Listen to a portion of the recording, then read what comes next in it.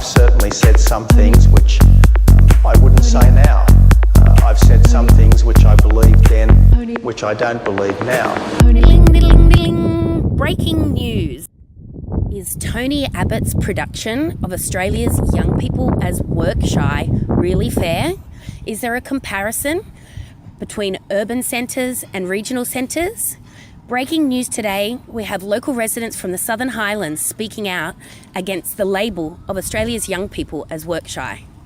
A 21st century man who can admit the mistakes of his past. Tony Abbott. Did you find when you left school that there was plenty of work opportunities? Yes, when I left school there was, yes. What do you think the job opportunities are for the youth in the Southern Highlands now? Very limited. Do you think the youth in the Southern Highlands are work shy? No, Why? because there's just not enough opportunities for them. Do you think there's justification in the Prime Minister's claim of the youth being work shy in relation to the Southern Highlands? No. Tony Abbott. A 21st century man. Ding, ding, ding, ding. We all know the story of Pinocchio. Is Tony Abbott's nose growing? Are Australia's young people all work shy? Is that a fair label? Tony Abbott. A 21st century man who can admit the mistakes of his past.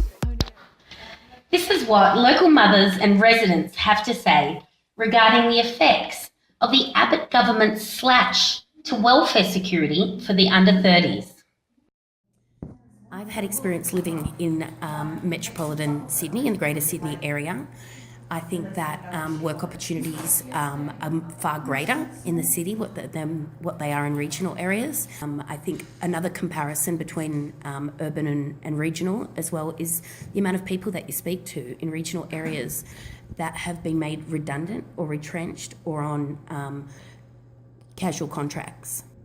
And what about, you said you had experience, like personal experience, somebody who fell into this category?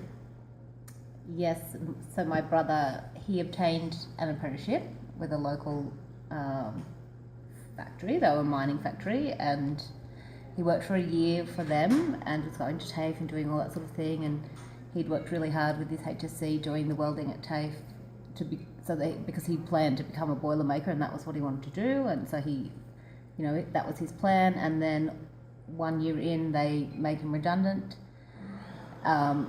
For no other reason other than that they were cutting back in that company, and now he's unemployed.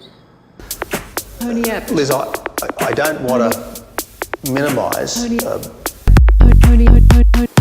I've changed, and I am so conscious of the responsibilities that I carry. Tony Abbott. And I'm so determined not to let down the millions of Australians who would like to see a change of government. What is the effect of labelling all youth as work shy? In cutting the welfare payment the way Tony Abbott wants to do, I think that just creates problems in other areas, because the youth need that safety net to be able to still work and have a roof over their head and eat and that sort of thing, so that then they're able to think about going out and seeking work. And if they're worried about day-to-day living things, then how are they ever going to have the freedom to search for the work they want or do the study that they want or anything like that? And then kids that are coming from low socioeconomic backgrounds that don't have parents that can support them, it just creates a cycle of victimisation, and I don't think that it's really a good solution. And it's not helping them to become productive members of society, either economically or socially. That's right. Is the umbrella term of work shy a political tool and ploy to create a sense of moral panic?